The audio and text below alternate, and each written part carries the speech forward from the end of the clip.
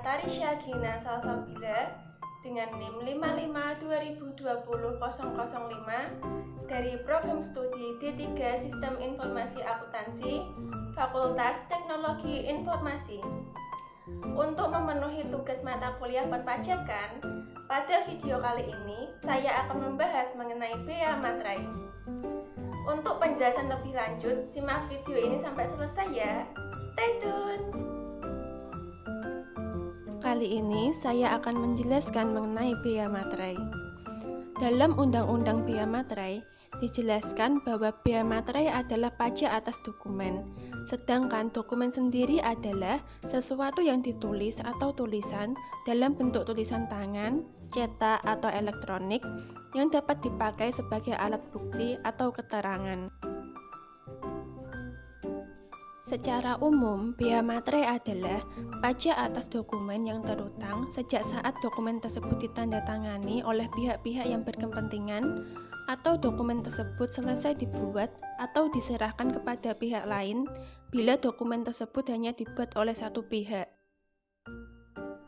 Sebelum adanya perubahan, bea materai didasarkan pada Undang-Undang Nomor 13 Tahun 1985 tentang bea materai. Dalam Undang-Undang Nomor 13 Tahun 1985 disebutkan bahwa besaran tarif bea materai dapat dinaikkan dengan peraturan pemerintah paling tinggi sebesar 6 kali dari tarif awal. Tarif awal bea materai di Indonesia adalah 500 dan 1000.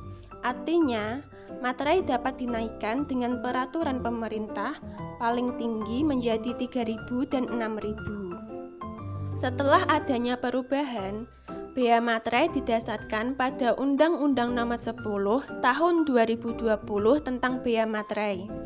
Salah satu perubahan yang ada adalah ketentuan mengenai bentuk materai yang saat ini bukan hanya terdiri dari materai tempel, melainkan juga materai elektronik dan materai dalam bentuk lain. Selain itu, mulai diberlakukannya bea materai sebesar 10.000.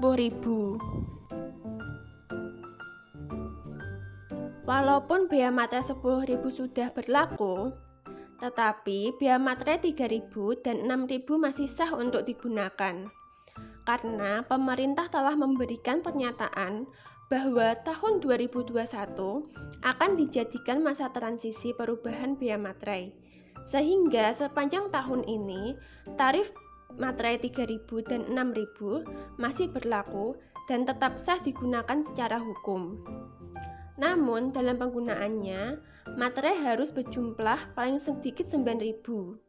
Jadi, ketika melakukan pembayaran bea materai, tarif 3.000 bisa disejajarkan sebanyak 3 materai. Atau, tarif materai 6.000 disejajarkan dengan tarif materai 3.000.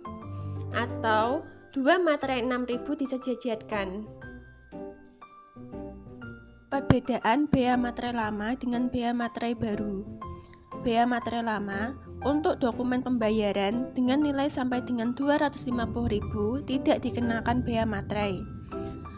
Untuk dokumen pembayaran dengan nilai di atas 250.000 sampai dengan 1 juta dibebankan bea materai sebesar 3.000. Untuk dokumen pembayaran dengan nilai di atas 1 juta dikenakan bea materai sebesar 6.000. Bea materai baru untuk dokumen pembayaran dengan nilai sampai dengan 5 juta tidak dikenakan bea materai.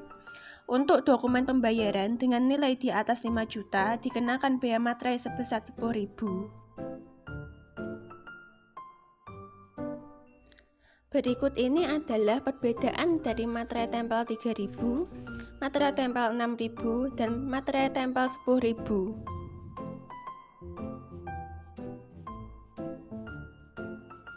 Bea materai akan dikenakan atas 1. Dokumen yang dibuat sebagai alat untuk menerangkan mengenai suatu kejadian yang bersifat perdata.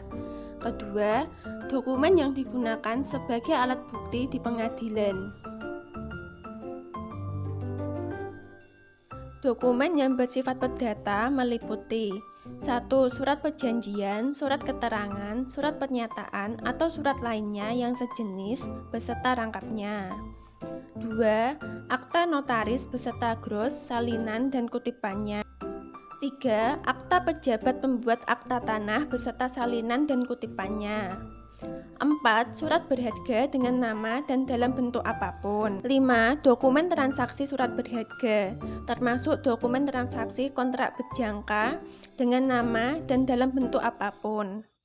6. Dokumen lelang yang berupa kutipan risalah lelang, minuta risalah lelang, salinan risalah lelang, dan gros risalah lelang.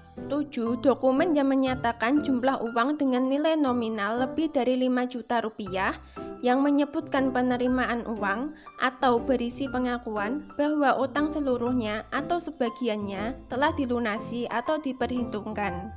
8. Dokumen lain yang ditetapkan dengan peraturan pemerintah.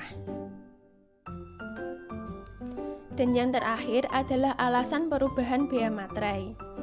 Yang pertama, regulasi awal mengenai bea materai belum pernah mengalami perubahan sejak ditetapkan 35 tahun yang lalu. 2. Perubahan regulasi bea materai bertujuan untuk mengoptimalkan penerimaan negara guna membiayai pembangunan nasional secara mandiri menuju masyarakat Indonesia yang sejahtera. 3. Menyelaraskan ketentuan bea materai dengan ketentuan peraturan perundang-undangan lainnya. 4. Memberikan kepastian hukum dalam pemungutan bea materai dan menerapkan pengenaan secara lebih adil. Tujuan ini tergambarkan dari perluasan objek materai. Dari yang semula hanya dokumen kertas, kini sudah mencakup ke dokumen elektronik. Materai elektronik dapat digunakan untuk ketentuan ini. Materai elektronik merupakan salah satu bentuk revolusi dari Undang-Undang Bea Materai yang baru.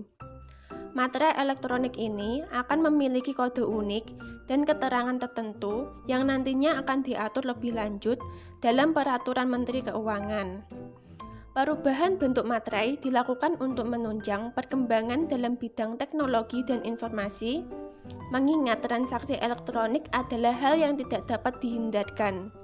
Sehingga pemerintah yang sebelumnya hanya mengenakan tarif materai untuk dokumen dalam bentuk cetak, kini juga mengenakan tarif materai bagi dokumen elektronik. 5. Dengan tarif 10.000, maka dokumen dengan nilai di bawah atau sama dengan 5 juta tidak lagi perlu diberikan materai. Sebelumnya, saat tarif 3.000 dan 6.000, dokumen senilai 1 juta sudah harus dikenakan materai. 6. Pembebasan bea materai atas dokumen tertentu. Di antaranya, dokumen yang diperlukan untuk kegiatan penanganan bencana alam, kegiatan yang bersifat keagamaan dan sosial, serta dalam rangka mendorong program pemerintah dan melaksanakan perjanjian internasional. 7.